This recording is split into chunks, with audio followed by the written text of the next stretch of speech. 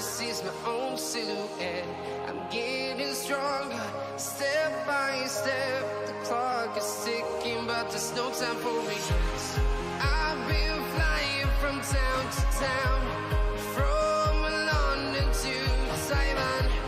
I've been all around the globe trying to protect your soul. We are heroes tonight.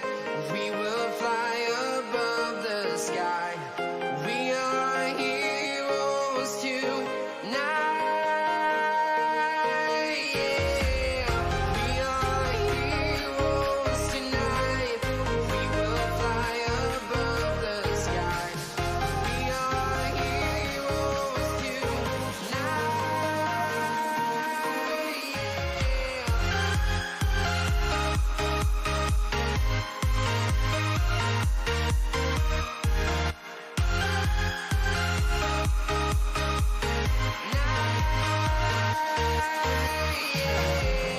Feel like a dynamite, ready to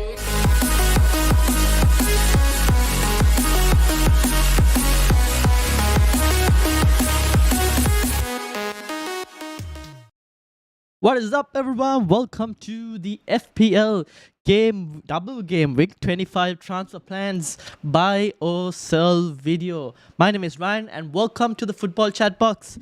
Before we get into Double Game 25, for those of you who were there during the deadline stream on Game Week 24's deadline stream, what about that Rashford train?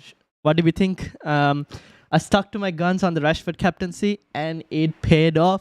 Thankfully, Haaland decided to blank as well. So the captaincy decision paid off. The rest of the team very disappointed. I mean, only Tarkowski, Odegaard and Rashford and maybe Kane were the only ones who returned. Mahrez was a no-show. Everyone else blanked.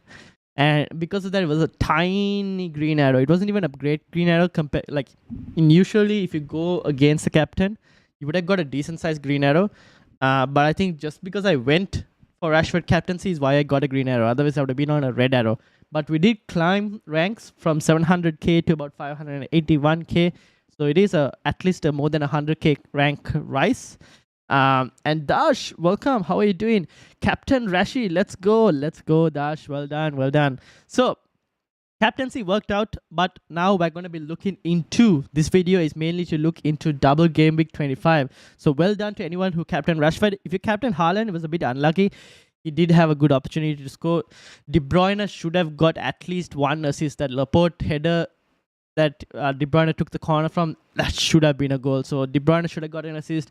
Spurs maybe should have got a penalty, so King could have got some points. Odegaard should have got more points. I don't know what he did. Odegaard should have got more points, which meant Nketiah also should have got points because Odegaard just missed a goal right in front. So we're going to talk about all of that in Game Week 24's recap and look at which teams we want to target for Game Week 25 and talk transfers as well. Let's start with Spurs versus West Ham. 2-0 in this game. I thought Spurs did deliver.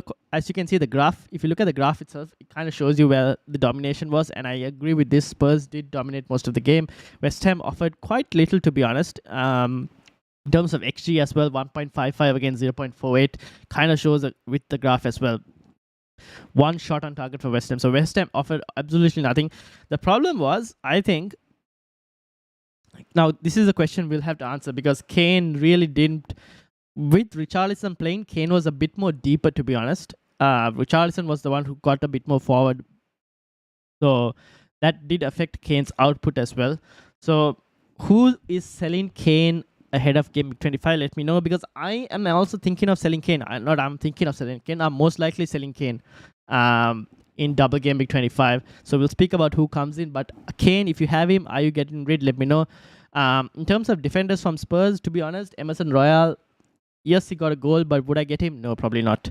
Mark, how are you doing? And also, Tin, how are you doing? Welcome. Rashi says Tin, and Mark says, I took inspiration from you and Captain Rashford too.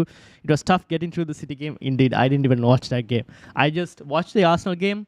turned off the TV, went and did something else. I didn't even watch the City game. And then I checked the score after and I was like, yes, I survived.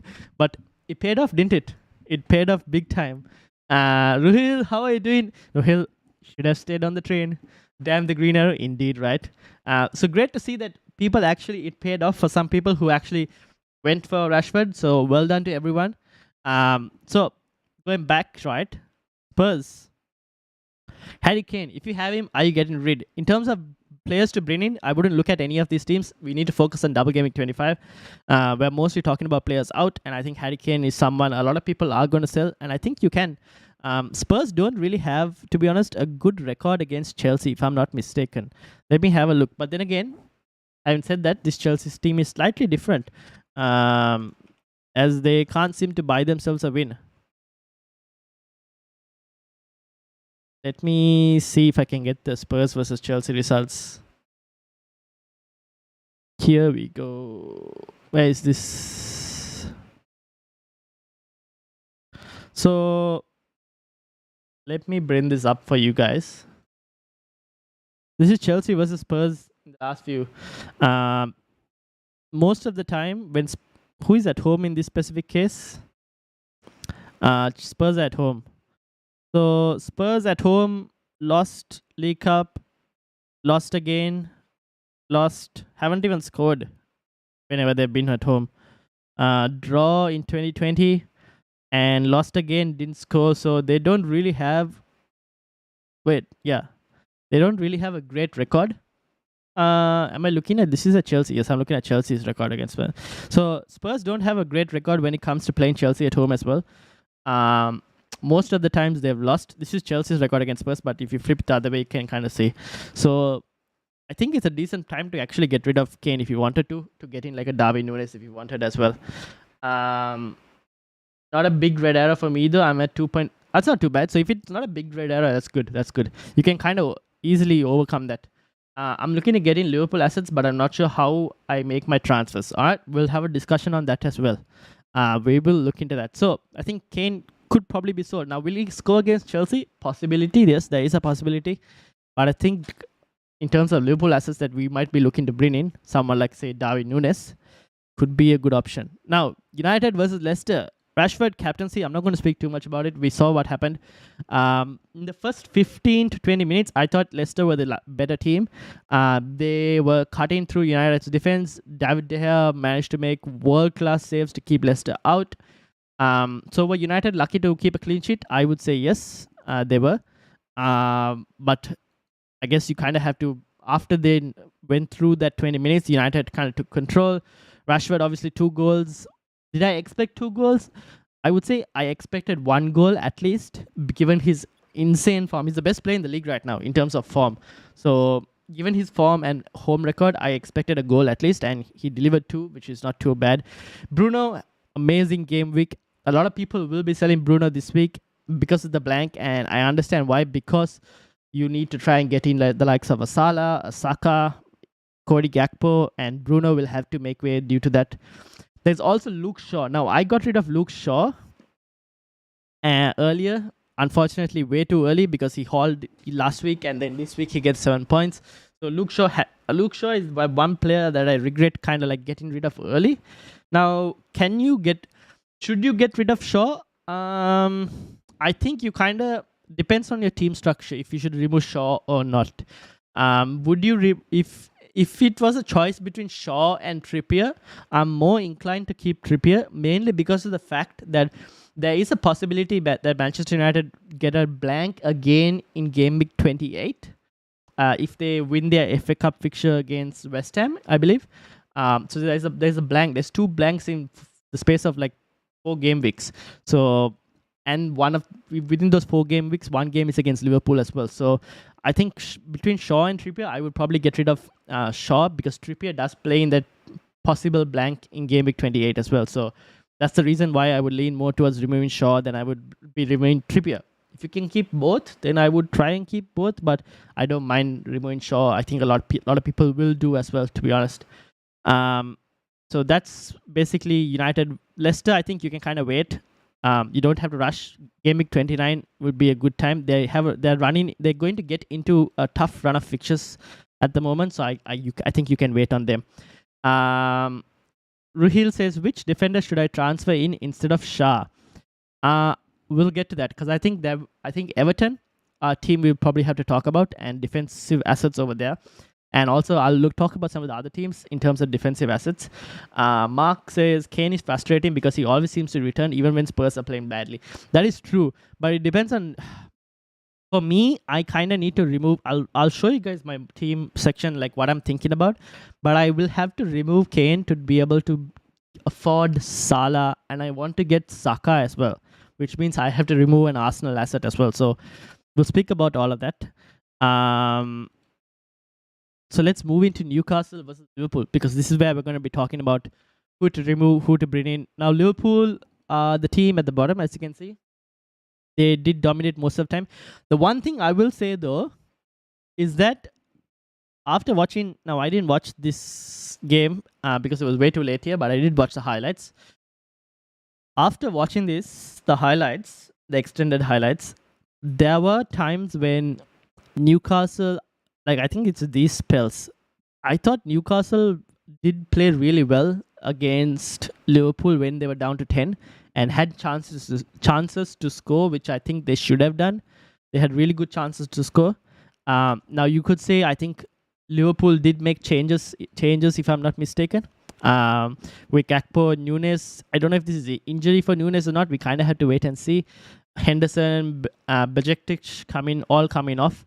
At I think before 60, yeah, as you can see, 59, 4 changes were made before the 60. So that might have kind of interrupted the team balance and everything, but Newcastle did have chances. Now, we need to probably look at getting rid of Newcastle defenders. And to get rid of Newcastle defenders, I think if you have double Newcastle between Trippier and, let's say, it's like in case of Ruhils, it's Shah, or even Dan Burn, Botman, depending on who, you probably get rid of them, try and bring in. I think Everton defense is not too bad. Tarkowski is a really good option. Goal threat wise, he's pretty good. We'll get to Tarkowski as well. Any two defenders for the double game week? We'll speak on that. Do you think Patterson will start? Didn't he pick up like a knock during the training game? I think Patterson, I feel like if you can move Patterson out for someone else, like a Tarkowski, I would do it for a hit as well, to be honest, because I don't know about Patterson's, like, his injury situations at the moment is still not confirmed. The only problem with that is we'll have to probably wait a bit more closer to press conferences to know whether Patterson starts or not. Now, let's talk about Liverpool. Cody Gakpo doing really well. Is it Gakpo? Is it Happo? I don't know how you pronounce his name in Dutch. So for now, I'm going to say Cody Gakpo. Darwin Núñez, when he was on the pitch, getting all the chances as usual. Trent, let's talk about Trent. Now, Trent has gotten, in the last few games, has got back to that very attacking form that he used to have. Wouldn't even say last season, but the season before, I think. Was it the season before? The season that Liverpool won the league. Trent was on really good form that season. And he's showing signs of that as well again. And I think he could actually be a really good option if you can afford him. If you can get to him, I would try and get out of Robertson and Trent. If you can get to Trent and if you can afford him, I would go for Trent. If you can't afford Trent, I think Robertson is a good option. Now, there is the case of Joe Gomez as well, who has been playing in the last few games. I did post this on Twitter as well. Looking into Joe Gomez because he has been playing the last few games. Matip hasn't been that great. Konate, we kind of need to wait and see because we don't know about his injury situation and his return date. The only thing with Gomez is he doesn't offer any attacking threat. As you can see, XG almost 0. XA here slightly high, but to be honest, his expected assists are also as basically good as nothing. So you're basically not getting a high ceiling player. You're just getting someone who's a cheap Liverpool defender at 4.3 million. Can't complain there. If you can't afford Trent and Robertson, I think Gomez could be a good option. But I think you kind of need to wait for the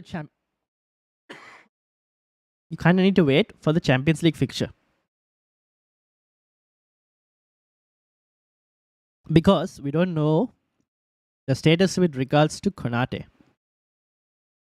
So if you can wait till the Champions League fixture, kind of see what the Liverpool lineup is like and see hopefully no injuries happen during that game. I think if you're looking for a defender under 4.5 million and you want a Liverpool defender and you can't afford Trent or Robertson, Gomez is also a really good option. Fixtures are pretty good. Obviously, game week 26 against United, that is not a great fixture because I do think they will concede in that fixture. I can't see them keeping United, keeping a clean sheet against United, to be honest, but you never know. Could happen, but I highly doubt it. But then Bournemouth and Fulham after are good fixtures. If we don't know the Fulham game will go or not, we'll have to see. That depends on the FA Cup. But Bournemouth after is a good fixture. So if you want someone below 4.5, is not a bad option, but wait for the Champions League fixture with this. Because if Konate is even on the bench, then Gomez will most likely get one game, not two. He'll probably get just one game. I don't think they'll rush Konate in both games. They probably might give Konate one game to try and get some minutes in his leg before the second leg of the Champions League fixture against Real Madrid. That is if Konate is on the bench. If Konate isn't on the bench, then I actually don't mind Gomez as an option. So that's one defensive option for you guys to have a look at and kind of monitor. If you can't get to either Robertson or Trent. Out of Robertson, Trent, and Gomez, I prefer Trent. Okay, let me rank Liverpool defenders. I'll probably make this as a clip as well. All right, my top 3 Liverpool defenders in terms of like order that I like them. I think Trent is number 1 for me. I prefer him the most at the moment. Robertson, number 2. Really good attacking numbers as well, but I think Trent is slightly better at this moment, even though Robertson has more assists. And then third, I would probably go Gomez, because if you can go Van Dijk, I would try and stretch it to... If you can go Van Dijk, I would try and stretch it to Robertson at 0.3. I'll try and find it if you can. If you can't, then I don't mind starting Van Dijk because he offers more goal threat than Gomez. But in third spot, I would probably go Gomez for that budget option. But keep in mind, you kind of have to watch the Champions League fixture to see if Konate is back or not. So that's my 3 Liverpool defensive picks in terms of order. And what I like the most. Now, let's talk about Liverpool's midfield and forward line attacking options. Now, Salah, I think, is still a good option. I know he didn't score in this game, but did get an assist. The thing is with Salah, you know that if he gets penalties, he's going to take it. Liverpool haven't got a penalty in quite some time, but if he does get a penalty, he's going to be the one taking it, and that is, end of the day, still a big thing in terms of when you come into captaincy decisions as well. When you come to captaincy decisions, ideally you want someone who's also taking penalties. It does help in that specific situation. So Salah is a good option. Nunes, I think, is, in terms of Liverpool attack, it's actually, I might make this as another clip. All right, my 3 best Liverpool attackers. I think Salah, number 1 for me still, even though he hasn't returned in the last game. I think on penalties, good option. In number 2, I would go Darwin Nunes, assuming he is fit, because he accumulates so many chances. Like, he hogs so many chances, gets so many chances that it's just crazy, dude, how many chances he gets. Number 3, at the moment, Cody Gakpo is the one starting, but we kind of need to monitor the Champions League fixture to kind of see the situation with regards to Diogo Jota and Firmino. See how they will do in the Champions League fixture as well. But Cody Gakpo at the moment is slightly ahead. But keep in mind that I think Cody Gakpo is a slightly more minutes risk. So if you were to pick 2 midfielders between Gakpo and Salah, if you can go to Salah, I would go for Salah. Just because of the minutes safety and also the abilities, sorry, not the ability, and also the advantage of having penalties between those 2. So that's Liverpool. Let me know what you guys think in the comments. In terms of Newcastle, try and move them off. If you want, keep Trippier, because I think you still probably need a Liverpool midfielder. Not Liverpool, you'll need a Newcastle midfielder for 27, 28. I know 26 they play City, but they're playing away. You never know. They're playing away or City are away? They're playing... Oh, they're playing... yeah, they're going away, no? To City. So... But 27 and 28, they do play against Wolves and Forest. That's really good fixtures. So I would keep Trippier if you can, to be honest. just because he plays in 27, 28. But this could also depend on your chip strategy and what you're planning on doing in 28. If you're playing a free hit in 28, then you could probably get rid of him. All right, next up, City versus Forest. We kind of knew Forest. We spoke about this on the deadline stream as well. We knew Forest at home defensively was slightly better. I think it was mentioned on the deadline stream by one of you guys as well that even though the injury situations for the centre backs at Forest wasn't too big of a situation because the people who were coming in were decent enough and it wasn't going to affect them too much. It kind of paid off. I mean, City had a lot of really good chances to get attacking returns, especially KDB. KDB 8.3 rated. There's a reason he was 8.3 rated. He had so many creative options that he gave that none of these guys managed to put in at the back of the net. But eventually, he's going to have to make way for the likes of Salah, the likes of Saka. So I think KDB will have to make way. In terms of Mahrez, now Mahrez, there were rumors that he most likely will get benched because of the Champions League fixture, and he did eventually get benched. Thankfully, he didn't come on, but to be honest, I would have preferred if he came on instead of having 1 point Almiron. But I think for others, they had Martinelli coming on, so it probably benefited them. If you have Mahrez and KDB, I think getting rid of them would depend on your team structure, to be honest.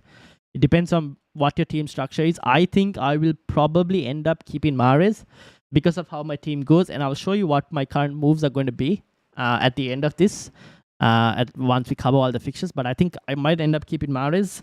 I think he might play the Bournemouth game, to be honest, but KDB, good option, but just way too expensive, and I need a cash cow, and it's going to be KDB to do that as well. To be able to get Salah, KDB has to make way.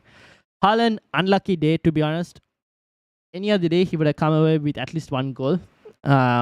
But it's just an unlucky day at the office. For those who have Jack Grealish, same thing with Mahrez. I think you can keep Jack Grealish if you wanted to. If you didn't have to get rid of him, that is. If you needed to get rid of him, it's fine. You can get rid. Forest, I'm not going to look at anyone, to be honest. If you wanted some, I don't think you should transfer in anyone for Forest as well. It's not like they have a double anytime soon, so probably wouldn't look at Forest at all, to be honest. City defense, I would avoid, like I keep saying. We did say that Ruben Diaz was a good option for someone who will play, and he did. For who is it? Where is he? Rico Lewis. I think if you have Rico Lewis, take him out. It's not worth it. If you need to take a hit to get him out for a double game week player, I would do it. It's not worth having Rico Lewis in the team and wondering whether he's going to start or not start. I would just move him out for a hit if you wanted, for a double game week player in 25.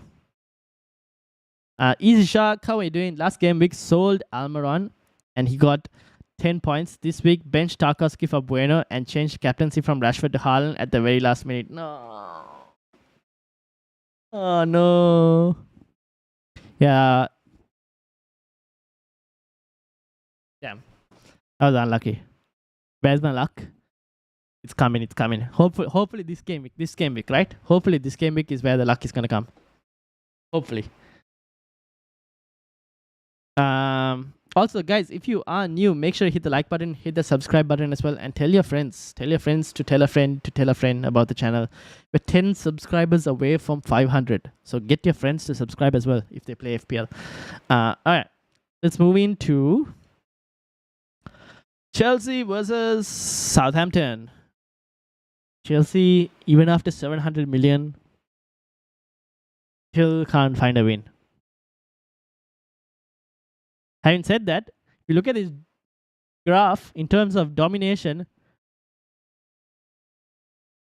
how did they not score? I don't know what to say, guys. Like, they create so many chances, they just can't find the net. So I don't know. I still think Felix was a good move.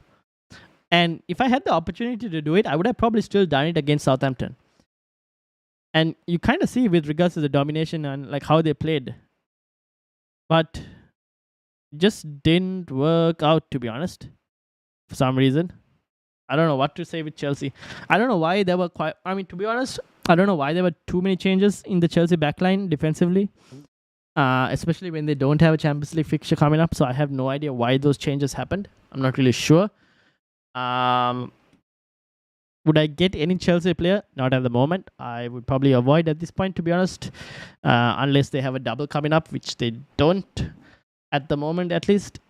So Chelsea are a team that you probably just pass. If you have Kepa, you keep Kepa. If you have Badiashile, you keep Badiashile. You keep the players, like you keep the defenders you have, because they could keep a clean sheet, but it's not looking good at Chelsea. In terms of Southampton, obviously no double this week, but possible double in 27. Only one Southampton player, I would say, and that would be Ward-Prowse. For me, it would be Ward-Prowse as the only Southampton player I would recommend. Just because of set pieces and nothing else. Just because of set pieces. Now, would I actually want to go for Southampton? Given that, who are they playing in the double? Ward-Prowse, right? In the double, they play United and Brentford. That's two tough fixtures. It would be an I wouldn't say iconic, but it would be a very fitting moment for James Ward-Prowse to equal David Beckham's free kick total in the Premier League at Manchester United. Would it happen? The guy is a master of set pieces. If they find a set piece, the possibility. At 6.2 million, it's not too bad, to be honest. It's not too bad. But I don't think you need to do it immediately. I think you can kind of wait at the moment. Don't really rush into Ward-Prowse or Southampton assets at the moment. Hopefully thinking of KDB to Salah and another Liverpool player, but not sure who for this game week. All right, we'll discuss that as well. Is Gnonto still a good option? Gnonto. You mean to bring in? I don't know if you would want to bring him in. If you already have him, you keep him kind of thing. Unless you want to move him to someone else. I don't think I would want to bring him in because Leeds don't have a double game week. If you wanted a cheap forward, now might sound a bit stupid, but I've been looking at two cheap forwards. Not like I'm not going to get them in, but I've considered. One is Maupay, just because of the fact that he plays at this point. And Calvert-Lewin is Calvert-Lewin, and we don't know when his injury status is back. So Maupay is the only one who plays. The other one is Matheus Cunha. So Matheus Cunha is slightly cheaper than Maupay, but to be honest, is more minutes risk. And not only that, I thought the decision making of Matheus Cunha was slightly.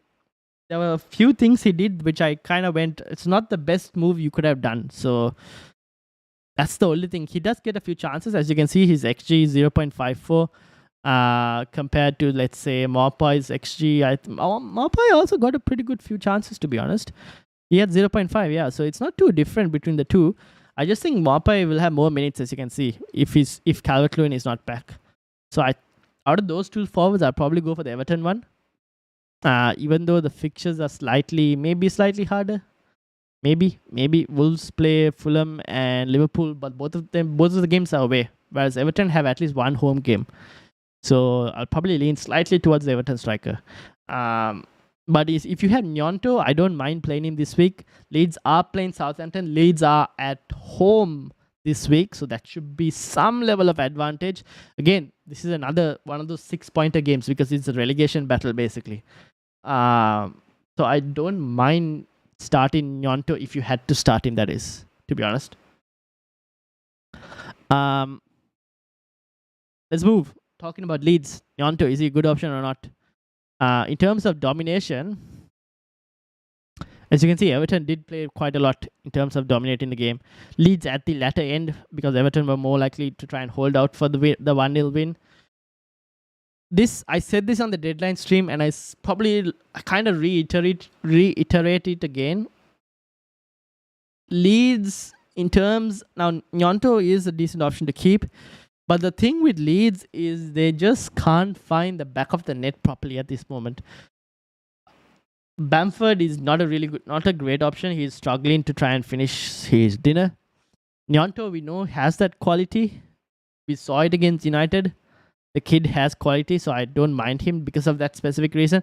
But a lot of the Leeds players are just struggling to find their shooting boots. So that's the one reason I wouldn't go for any Leeds players, just because they're struggling to find their shooting boots, and they don't have any double game week players as well. Double game weeks happening as well. So I'll probably keep him if you wanted to. If you want to transfer him out for a double game week player, go for it. I'm not against it. In terms of Everton, Coleman's goal, I would say, kind of gifted by Ian Meslier. Probably a very tight angle. He doesn't score that always, to be honest. He wouldn't have scored that always. In terms of Everton midfield, if you wanted someone, again, we discussed this in the deadline stream between McNeil and Iwobi. And to be honest, both are very boring moves, the same way as like Ruben Neves as well. But it's a bit of a boring move. You're not expecting too much upside. But James Tarkowski came away, I think, with 2 bonus points, if I'm not mistaken. Yeah, 2 bonus points. 0.36 XG. I thought it was higher. 0.34 XA. That's very interesting. So 0.70 XGI, expected goal involvement. This guy is pretty good when Everton can keep a clean sheet. He does get on bonus. So I like Tarkowski as an option. 4.3 million. I don't think you can go wrong. Again, you want cheap defenders. Gomez, just check the Champions League game. But Tarkowski with a double in 25 and a game in 28. I know it's against Chelsea, but they still play in 28 when there are going to be a lot of blanks. I think Tarkowski is a really good option. And in 26, they play against Forest at home. At home, I think? Let me see. No, they play away. Okay. But still, Everton are pretty decently defensively. We know under Sean Dyche, he will try his best to kind of keep it tight. So Tarkowski is a really good Everton defender if you wanted to get one. Out of all the Everton defenders, I would probably go for Tarkowski. Having said that, let's move into Brighton versus Fulham. I mean, the graph kind of says the whole story, doesn't it? I think the graph kind of says the whole story. How the hell did Brighton not score? Can you have a look at my team? I'm in a very tricky situation, currently 53rd in your league. All right, we will have a look. Let me just complete this game and then we'll go and have a look at your team, shall we? How the hell did Brighton not score? I have no idea how Brighton didn't score a single goal in this game. Fulham very lucky to come away with that win, to be honest. In terms of Brighton assets, again, we don't need him right now, but later on, I think Estupinan is someone you want to have a look at in terms of defensive options. In terms of midfield, Tolimarch, McAllister, Mitoma, they all offer something good, to be honest. So I am still undecided who I want from Brighton. Probably wait and see. Fulham, we don't really have to speak too much. If you have Mitrovic, I would remove Mitrovic and get rid of him for someone who's doubling this week. Or you could also, I would probably get rid of Mitrovic for someone doubling this week, and then you can try and move him to whoever you get in to maybe a Tony in 27 if you wanted to. But yeah, that's basically my current situation with this game. Let's go quickly to Dash's question. You said 53rd? Alright. So in these kind of videos, we can, because of this, like this is a more laid back talking about the game week kind of videos, I can do stuff like this. And because it's less numbers of people's as well. So let's look at your team for this week. So this is your team for this week. By the way, by the looks of it, you are definitely in a tricky situation, aren't you? What are you thinking, Dash? What are your current thoughts? What are you planning on doing? Have you considered what's your current plans? Let me know in the comments what your current plans are, and then we'll try and 2.3 million. Yeah, we'll try and play around with that. I think Shaw, Almiron have to go.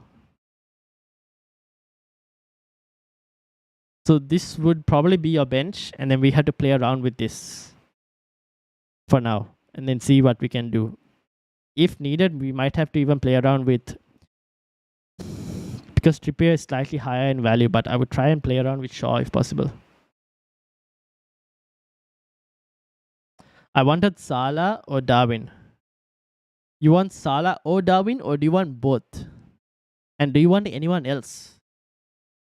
Is there anyone else also you want? But I don't know about transferring out Kane.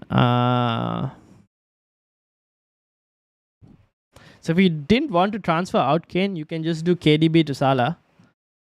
That leaves you with 2.1 in the bank, right? You could do Almiron to 7.4.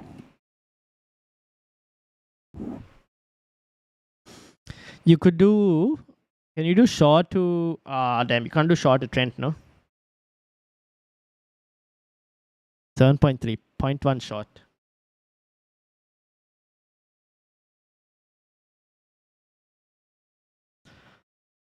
Trent or Gomez? You can't afford Trent.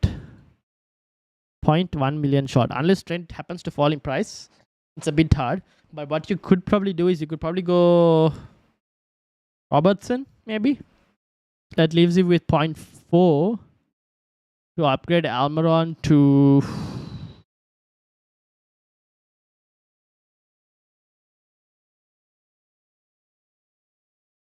Who would you upgrade Almiron to?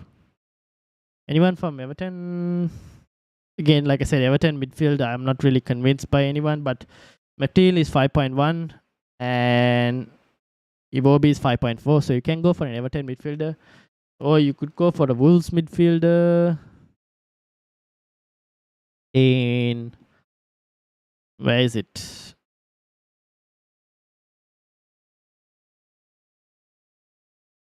In Ruben Neves. That's another option you could probably do. Would you mind looking at my team as well? Yep. All right. We'll have a look at your team as well. Yeah, you could probably go to Ruben Neves if you wanted to. Between Neves and McNeil, I think they're two tight ones. Both don't really have much upside. Maybe Neves has a slightly few set pieces, but you're very dependent on Patterson as well, no? If Patterson doesn't play, you're in a bit of trouble. If Patterson doesn't play, it's a bit of a problem.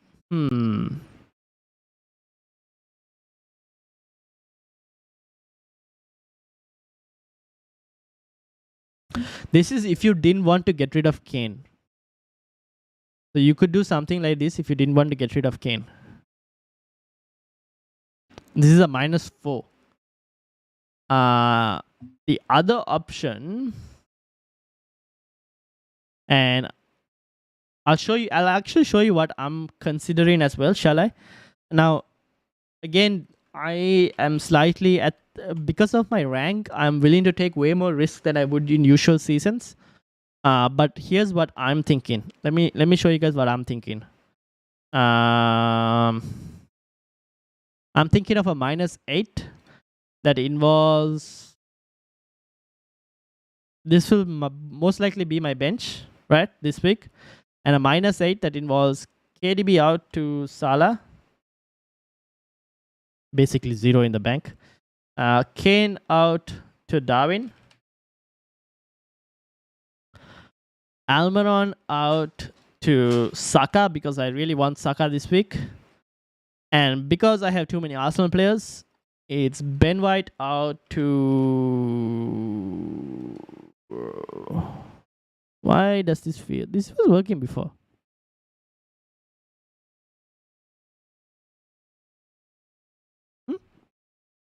How come this is not working this week? Why do I have 0.2? Do I have 0.2 in the bank actually? I thought I was working... yeah, I do have 0.2. What did I do? I did De Bruyne out to Salah. I did Kane out to Darwin. What about getting rid of him? Getting rid of who? You mean getting rid of Kane? I thought I got in Robertson, to be honest. Yeah, I got Robertson. How did I get Saka? Ah, I know how I got Saka. I got rid of Mahrez. So I did something like this for my team. And I started Audio. Can't believe I'm still stuck with Almiron, but that is where I went. This is something I was thinking. And then I probably captain Salah. Probably. But this was something I was thinking as well. In doing. Now, for you, are you what getting rid of who? Are we talking about getting rid of Kane? If you get rid of Kane, what do you want? Like, let's say you get rid of Kane. Are we going Nunes? Where is Nunes? Oh no, I have budget. Sorry. So you're doing something like this then? That means you can upgrade Neves to. Who would you upgrade Neves to?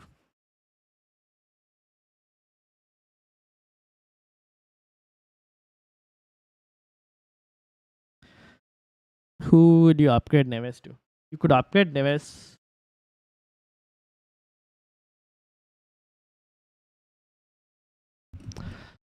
I guess you can go Robertson to Trent 10. And who can you move Neves to?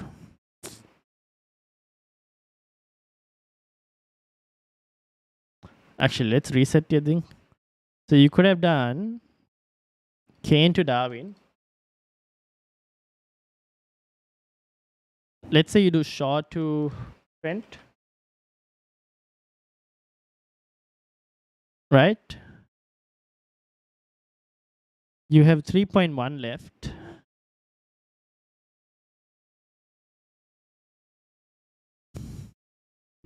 To try and get Salah, you need to get rid of De Bruyne, no?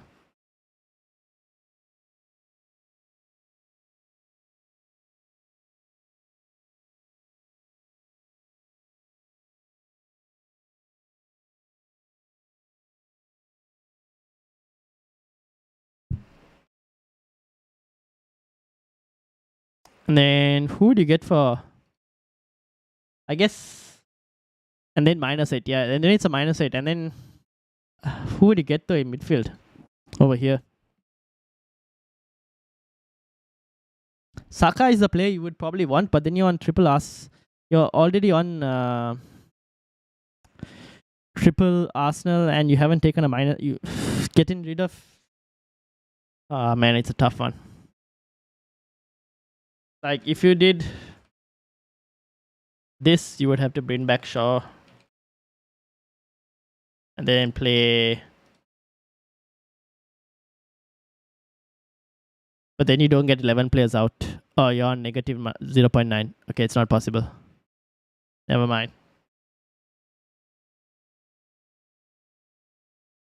So this would have to be someone a bit more, I guess, different. You probably don't have many options in this specific budget because you're already on triple Liverpool and triple Arsenal.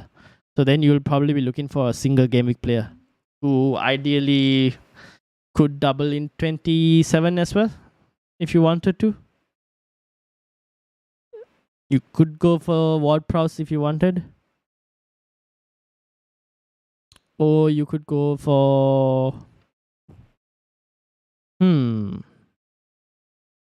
Not many other options, no? Can replace White with a different defender. But then we're talking like... You're talking -12 territory. That's a lot of money, isn't it?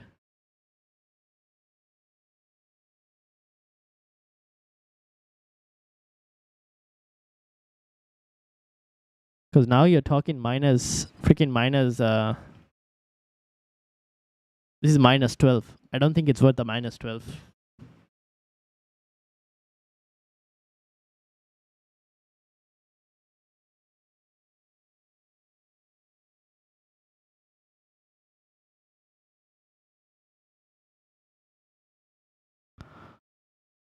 You'll have to replace Almiron for someone else at the moment, but we'll have to see. We'll have to assess this. Think about it and let me know what you think.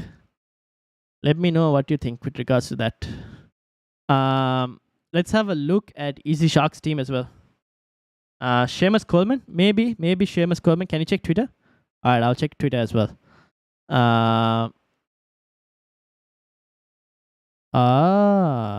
Here I see what you're doing. Okay.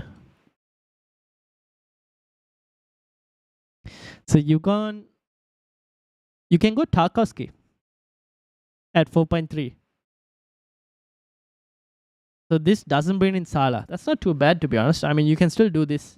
This is actually not a bad team. So you'll play three strikers, 3 midfielders. So you'll be a 4-3-3 formation. You can go Tarkowski in the Everton defense. Or if you wanted, you could double up on Liverpool defense and go Gomez as well. But yeah, that's something else you can do. You can double up on, but I wouldn't recommend doubling up on Liverpool defense. I would rather play Tarkowski because we don't know if Patterson will turn up or not. So that's something you could probably do as well. Yeah, that's not too bad. That's also not a bad option. So it depends on that. So now this would go down to who you want. Do you want Saka or do you want Salah? That's another thing you probably need to kind of consider. Saka will play in Game Week 28, so it'll depend on a chip strategy as well. But this lets you keep KDB against Bournemouth, which isn't a bad game, to be honest. But then at that point, you ask 4 points. Can Salah outscore KDB 4 points? Maybe. Depends on the situation. Maybe Salah can do 4 points, but that's a -12. So you probably have to decide that on yourself if you want to go for a -12. But that's a lot of points though. But yeah. Let's have a look at Easy Sharks team, shall we? And then I'll go to the rest of you guys as well. Raiden and Zizo, we will have a look as well. Pablo Sarabia, Wolves. Pablo Sarabia from Wolves is also not a bad option. He does create quite a lot, so maybe he's also not a bad option. And then Zizo says, would you say that Kane to Darwin and Shaw to TA are Robbo worth hits? Yeah, I would say that's worth a hit. Because Shaw will most likely miss Game Week 28 as well, and you're going to be playing Trent or Robbo for at least those 4 game weeks, for 3 game weeks at least. And if by any chance you get very lucky, like if we get lucky in terms of Liverpool don't get a blank in 28, then you kind of save yourself a chip as well, right? You don't have to play a free hit chip. You can play those Liverpool players. So you kind of need to get lucky, and I also have to hope that I get lucky with that specific situation, that they don't blank. But I think it's worth the hits, to be honest. All right, let's have a look at Easy Sharks team. 98 in the league.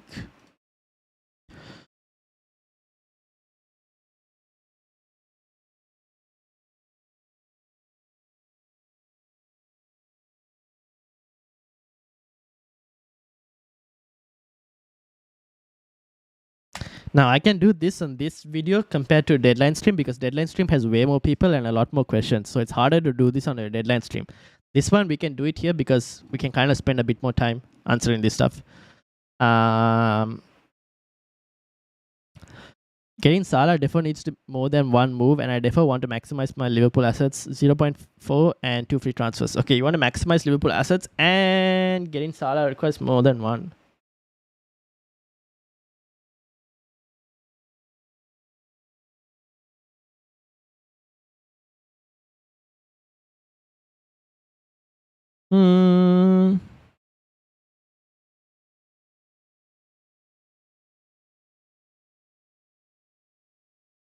This might as well be a non-player at this point.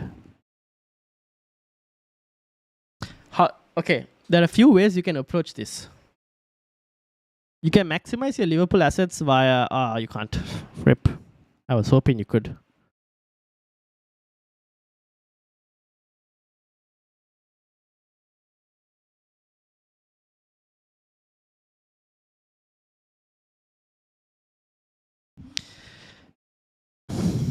Now you could do something like this. You could do something like this for a 4-point hit. Can you upgrade it? Who would you even upgrade it to be honest? Not really sure who you would probably go for in this specific situation. Not many options as well.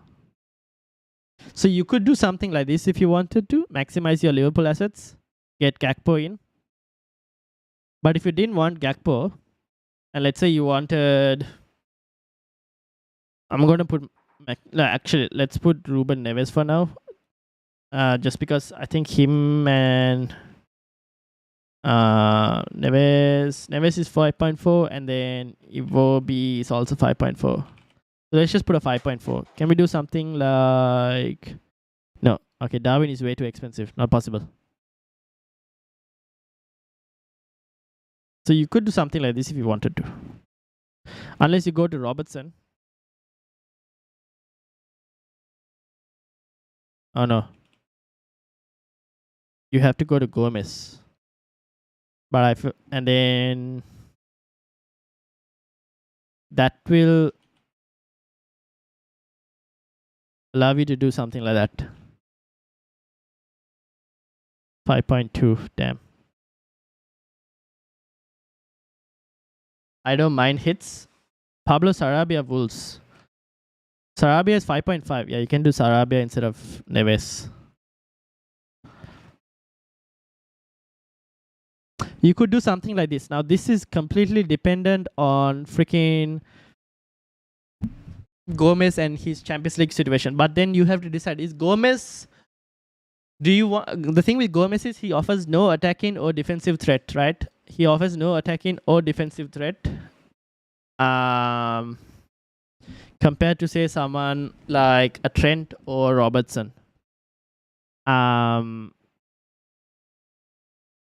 What you could do is, now I don't really recommend it because it's harder to move a goalkeeper out. But what was I doing here? Let me reset it again, to be honest, because I don't recommend moving goalkeepers out. But let's just try it out. So this was Salah. This was, let's say, Sarabia. This was Darwin. And then this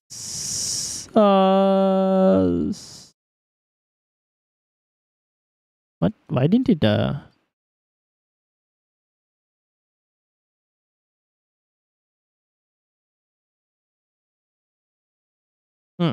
Okay, you can't do it. Okay, you can't do it. You kind of have to do something like this, I guess. Why is it going to 5.1? Oh, yeah. Yeah, so you have to do something like this for you. To be honest, this is not a bad team. 1, 2, 3, 4, 5, 6, 7, 8 doublers. -8.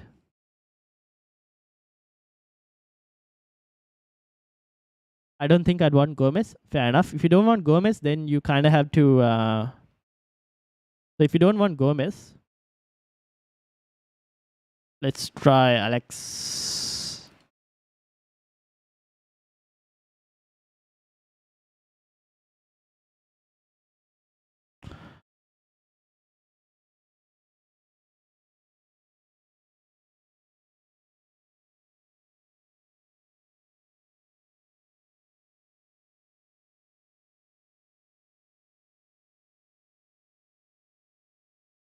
I haven't thought about this, but... Oh, it's just 1.4. Damn. Greenwood, this guy has to make way. So I guess Gakpo, maybe, if you wanted to maximize Liverpool assets. And then between Nico Williams and Greenwood, you probably start Nico Williams because there's a higher chance of Nico Williams playing than Greenwood plays and gets something. 4 points here, 4-point hit here. You could probably move this. Who I don't even know who you would move this to. Nico Williams to who? There aren't any players you can actually go for.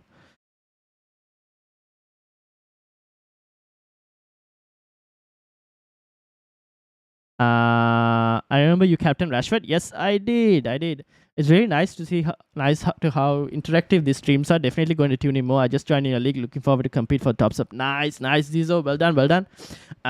Yeah, I think the thing is we're able to do something like this in these streams because of the views. The people who are live for these streams compared to a deadline stream is slightly lower. So because of that, I can give you guys more time individually for each person and kind of like go through this interactively and help you all. What do you think, Easy Shark?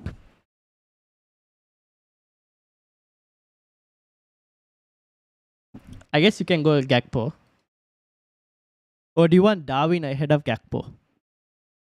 If you did, then you would have to do Sarabia and you could upgrade Greenwood to Darwin. No, you can't. Damn it.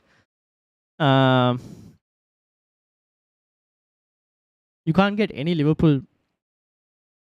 Yeah, this is the only way to do it. I like how much is Firmino? By any chance? I don't think Firmino is going to play, no? Too much, sadly. Yeah, nah. A lot of the Liverpool spots are very expensive. That's the only problem. Yeah, this would probably be the way to maximize if you didn't want Gomez.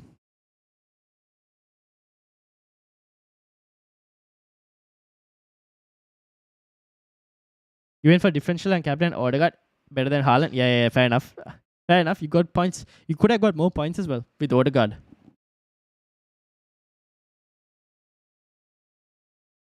But I don't mind at all with this team setup. But by the way, I am just prioritizing Salah and Darwin or Gakpo. The rest, it can be anyone, not necessarily from Liverpool. Well, that makes more sense.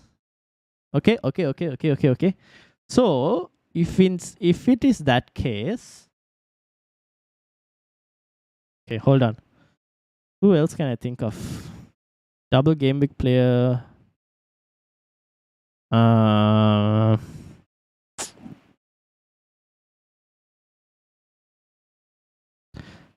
Would Patterson be an issue? He would, right? 7.2.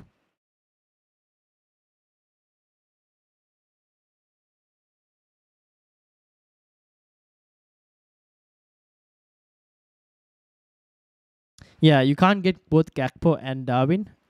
It's not possible. Unless you give up... I don't think you should give up Rashford, to be honest.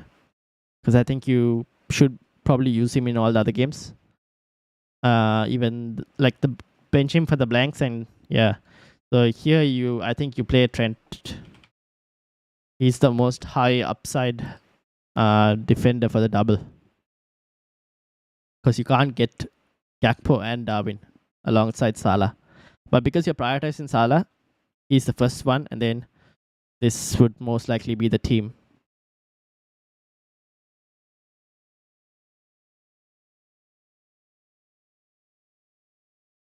The other, I mean, you could try, but it's very risky. Something like that but it doesn't have the same upside. It doesn't have the same upside at all. Maybe it increases the double game week player, but it's a -8, so it's not worth it. I'd rather do something like this. Well, at least these are the current thoughts. I think we kind of have to decide on this after Champions League fixture. I think it might change. Our thoughts and everything will kind of change. The other thing is price range. You have 0.2 in the bank, which is kind of good in one way after all of this. So hopefully you won't be priced out of certain stuff.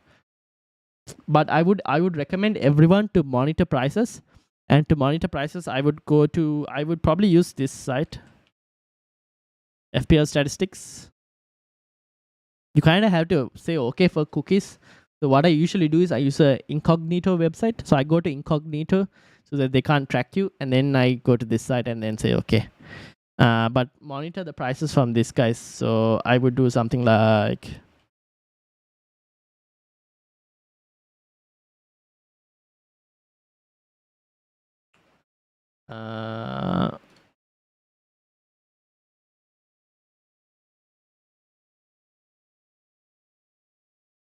hold on, let me show you guys.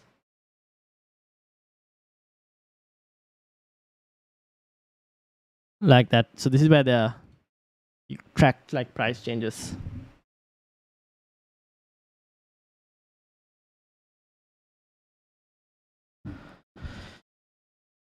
Apul says, "Hi bro, when do you think is the best time to play a wild card? Because the person who's first in our league is 90 points clear. Oof. So do you think playing chips aggressively is the way to go ahead?"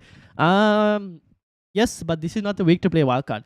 I think you have game week 27, which is a possible week. Although to be honest, I'm not really convinced by 27. I think game week 29 could be a really good week to play wild card. Take advantages of the doubles that are announced in 29.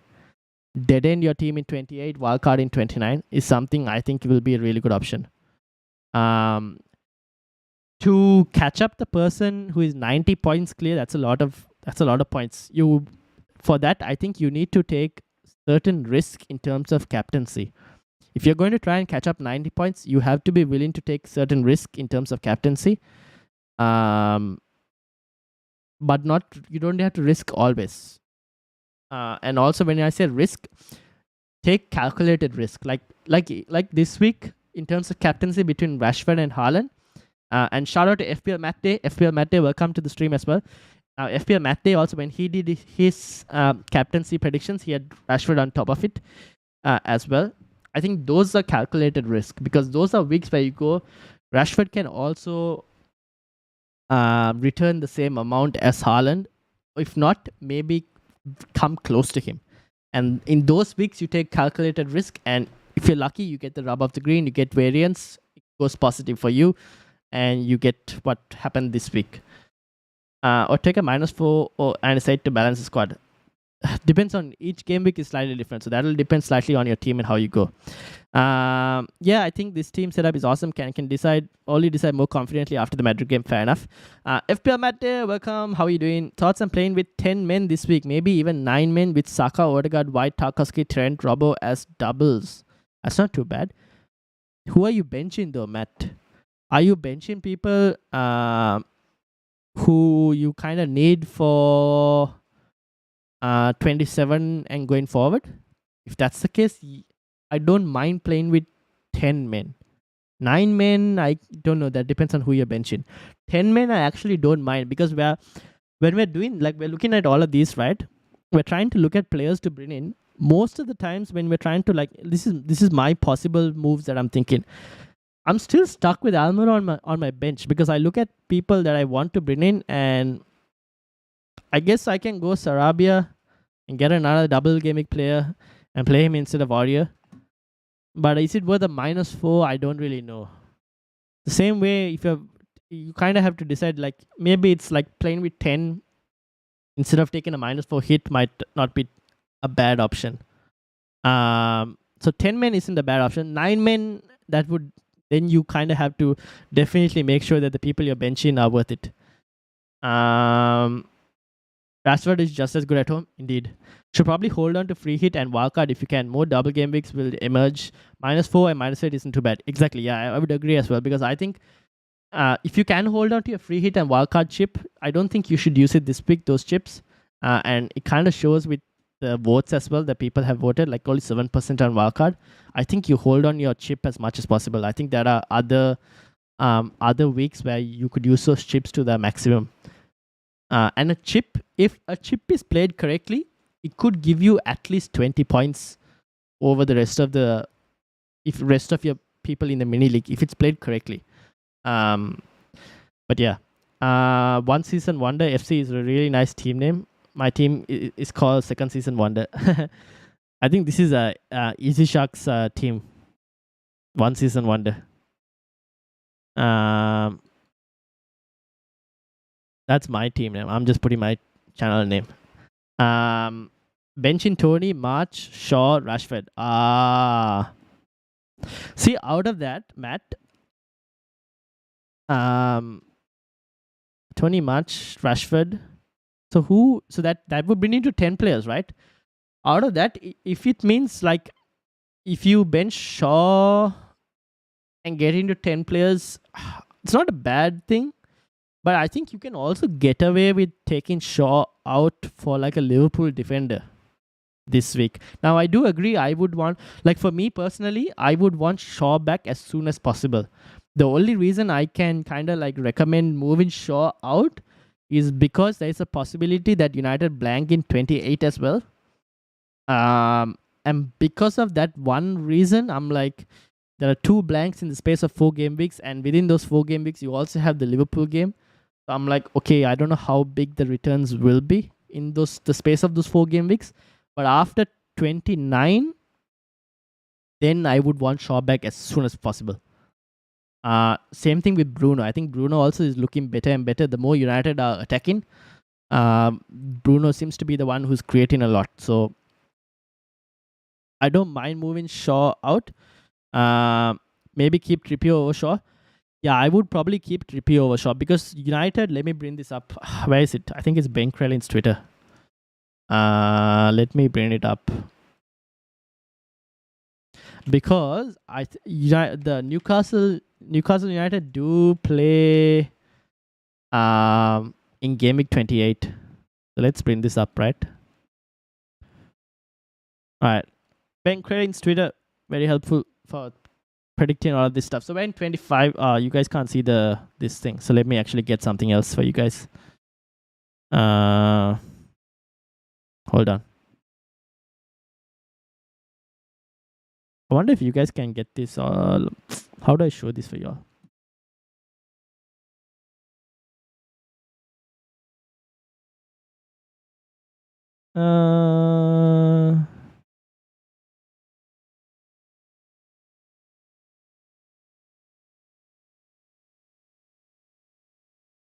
How do I change the view for this? I can't even change the view for this.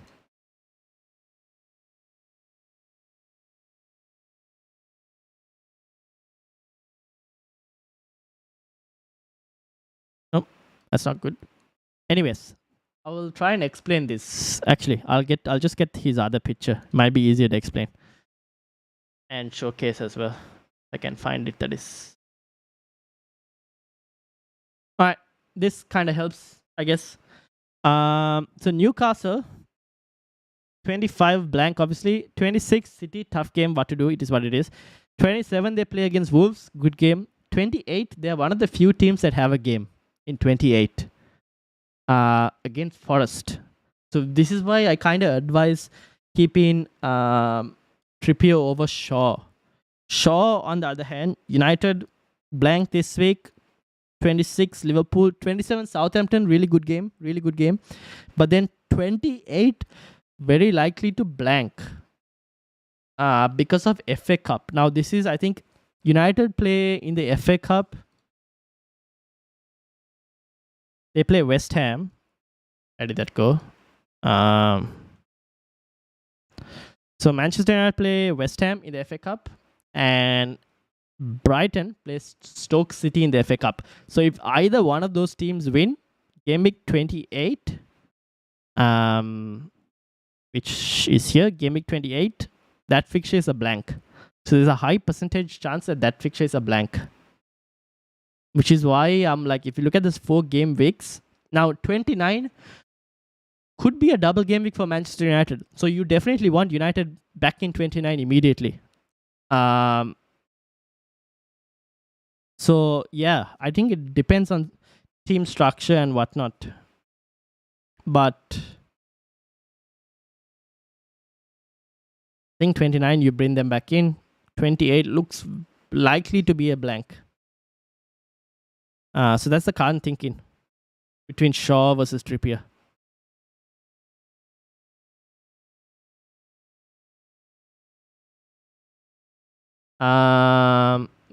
My team is called One Season Wonder because last season was my first time playing FPL, and I got first and was like almost 1k points ahead by the end of the season. Now it was a bet. If I win this season, I'll keep changing to 2 and so on. And so if I keep okay, for the mini league, fair enough. Is game week 28 a good free hit week then? Is game week 28 a good free hit week? That's going to be a hard question to answer at the moment. So I've seen people suggest a chip strategy of wildcard 27, free hit 28, and then 29. Because you wildcarded in 27, you can maximize the players in 29 as well. Maybe, and then that also means that people can like maximize on Liverpool assets because they're going to wildcard in 27. Because if Liverpool get a blank in 28, then they can move those Liverpool players off. There is that chip strategy, but I'm not really fully convinced on that as well at the moment. Free hitting in 28. I think free hit in 28 will happen for a couple reasons. People like me, I will maximize on Liverpool assets, and then I will only know whether they blank or not after the freaking FA Cup fixture. Who do they play? They play Fulham. Fulham play Leeds. If Leeds win, Liverpool don't blank, and we won't know this until the end of game week 25. If Fulham win, then they blank and Liverpool don't have a fixture in 28. So 28 being a free hit is going to be completely team dependent, and also going to be completely dependent on the FA Cup fixtures and what fixtures get cancelled and what fixtures don't get cancelled. So it's very hard to say now. At the present moment, it is completely team dependent. You could have triple Liverpool assets going in 25, and then they don't get a blank in 28, and then you're like, I don't really need to free hit anymore. You could also have triple Liverpool assets and they blank in 28, and then you're like, I need to kind of free hit here. So very team dependent, and also FA Cup dependent.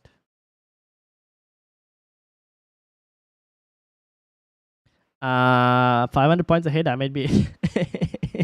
Yeah, 1k points is quite a lot, Easy Shark. Maybe not 500k. Maybe in a free hit in 28 and wildcard after that.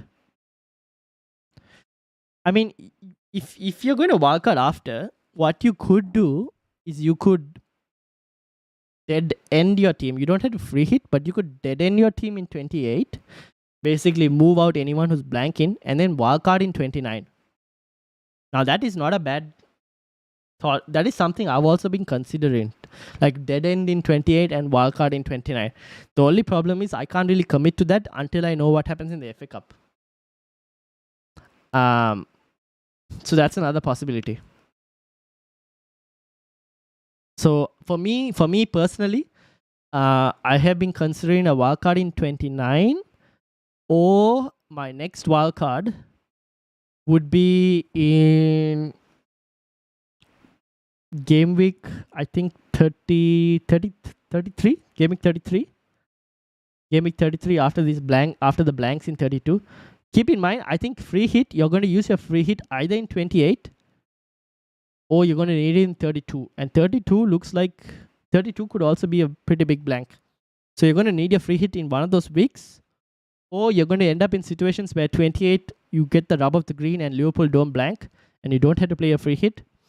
And then you dead end your team in 32 and wildcard in 33 with a major double. So wildcard in 33 to set up a bench boost for game week 34, which will be a double as well. That's something else that, depending on chip situation, you might have to consider. So it all depends on each person's team, chips they have left. But yeah, those are a few things. I guess we'll know more information once the FA Cup fixtures are done. Kai, how are you doing? Welcome. Should I go Nunes? Should I go to Nunes from Mitrovic? Or hold him and go for Tony next week? And who should I bring for defense? I would just go for Nunes now.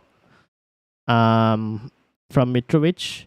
I don't think there's no point in like holding for Tony at the moment. You don't really need to, because if you don't have Tony, you don't have to think about Tony for the moment, mainly because there is that possibility that he ends up he's on a suspension tightrope. So he's on 8 yellow cards right now. 2 more yellow cards and he's suspended. So because of that, I don't think you probably worry about it too much now. I think if Mitrovic is injured, just move to Nunes. Later, you can think about moving Nunes to Tony if you wanted to. And also, to be able to hold Mitrovic, given that he may be an injury concern, you need to have a very strong bench to be able to hold Mitrovic for this week. If you don't have a strong bench, then I would just make the move. And who should I bring for defense? Defense, it depends on your budget. So we had a couple discussions with regards to defense, and we were looking at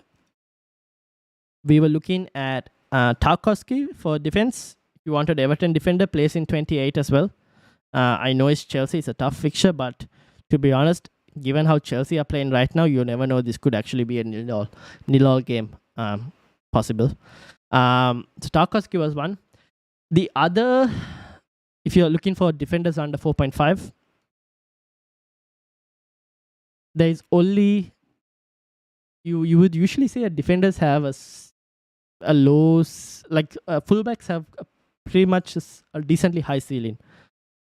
Gomez, on the other hand, his ceiling is at best maybe 8 points if he gets 2 bonus like here.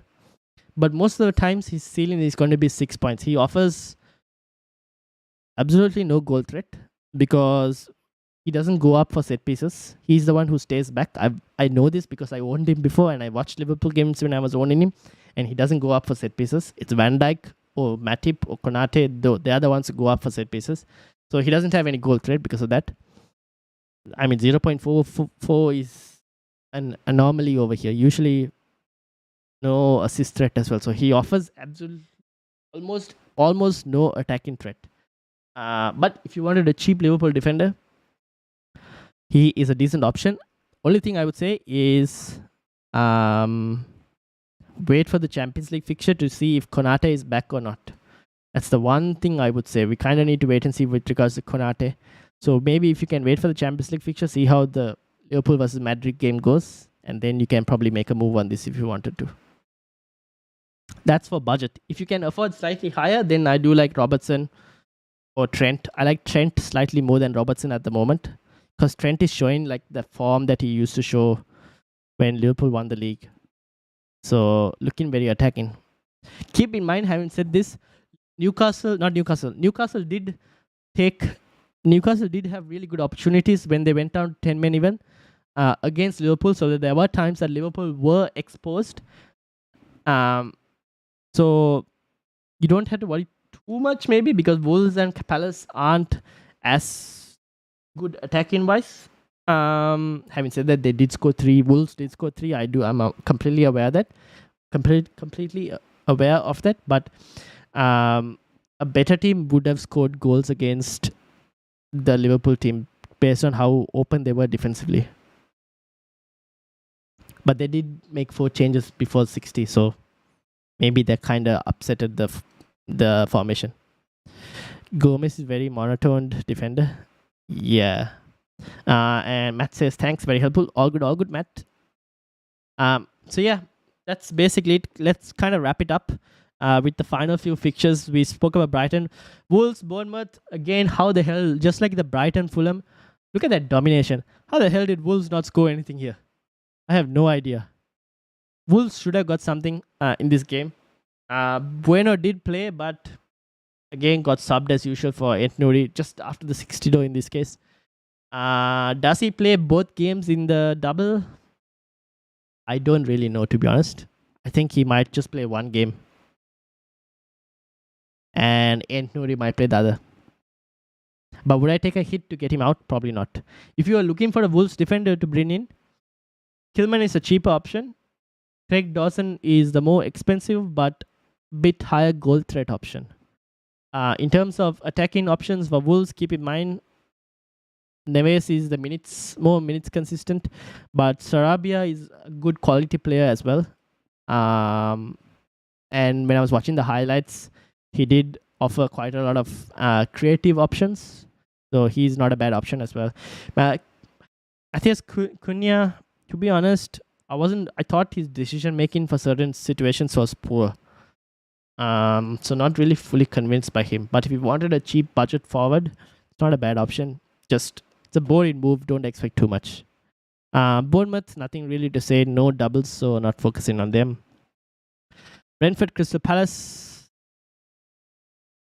Nothing really to talk about from both of these teams. Apart from if you have a Raya or a Tony, you keep them, you bench them if you can this week. And then we'll look ahead in 27. So not going to speak about this game too much because there isn't really much to talk about. They're not the focus of the moment. Arsenal Villa final game. I have triple Arsenal in Odegaard, Nketiah, and White. I am going to get Saka in one way or the other. White is making the way for that because Saka will destroy my rank if I don't own him this week. He's going to be highly owned. He's going to be quite captained. He is on penalties. So I definitely want Saka in. Nketiah got so many chances, man. He created chances. He created good chance for Odegaard as well. Odegaard should have finished that opportunity that Nketiah created. But Nketiah did get into really good positions. So I'm happy to kind of keep him over Ben White. Ben White, the problem with White is Arsenal aren't keeping clean sheets. And White tends to get subbed out, which isn't an issue, to be honest. Because sometimes he can keep a clean sheet and get subbed out and then they lose the clean sheet.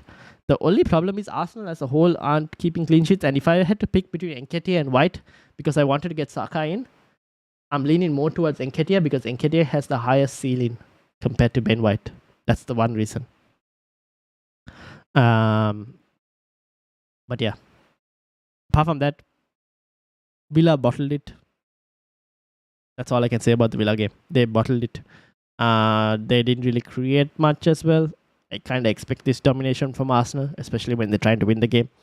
Martinelli, very lucky boy to score an open goal. But yeah, that's basically it from this game. Any final questions from anyone? Final questions from anyone before we end it for today? Let me read it out. Thanks for the tips and the stream. Gonna continue gym. All right, enjoy the gym. Enjoy the gym, and yeah, I think we'll call it a day here. We will have a podcast on Thursday. This Thursday, not Wednesday. I'm unfortunately out on Wednesday, so we will have a podcast on Thursday. So I will see you all on Thursday. And since no one is really playing a chip, I don't think I need to make like a free hit video. So that's probably not needed. And maybe there might be another video that we probably look to release. Non-FPL related, but just football discussions, like a Chatbox podcast. Maybe I might make one with my friend. Well, I'll let you guys know. If it's out, you guys will see it. But yeah, podcast on Wednesday and then obviously deadline stream on Saturday. What is the best chip strategy in your opinion? I think that is completely team dependent and what you have in terms of what chips you have still. Assuming you have your free hit, you have your bench boost, and you have your wild card. Depending on your team, you could probably... It's hard to say, right? Because I would say dead end in 28 and wild card in 29. But that could completely... change if Liverpool don't blank. So maybe ask this after game week 25. After game week 25, let's discuss the chip strategy because I think then we have a completely better option on what we want to kind of do. Fazid, welcome. How are you doing? Is Martinelli to Odegaard essential?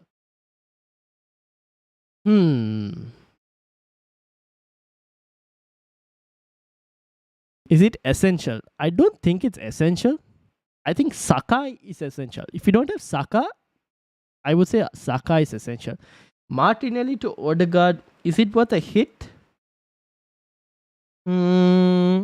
Probably not because Martinelli is still going to feature in both games even though he gets either subbed out or subbed on. He's going to feature in both games. So for a hit, is it worth it? Depends. I don't really think so. But if you wanted to get Saka in, I think Saka is more essential than Martinelli. So yeah, that's basically what I would say. At the moment, no. Okay, cool. We've had a long stream today. So thank you all for watching, and I'm glad that it kind of helped people and that it was very interactive and we were able to look at teams and discuss stuff. If you guys really like stuff like this and you want to see more of this, especially when it comes to certain weeks when you guys have like a lot of blanks and doubles or a lot of chips involved, let me know in the comments. After this video, let me know in the comments if you all like stuff like this. And for those of you watching it back, thank you for watching it all this time. Make sure to subscribe. We're 10 subscribers away from 500 subscribers. So if you know any friends who play FPL, let them know about the channel and get them to subscribe as well. We're trying to hit 500. Can we hit it this week? With your help, we can. Thank you all for watching. I will end it here. Make sure to hit the like button as well. And I will see you all on Thursday for the podcast. Having said all of that, thank you all for watching. And I'll see you all later. Good night, all.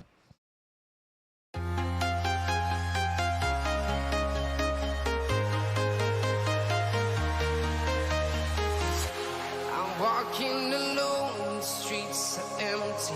The only thing I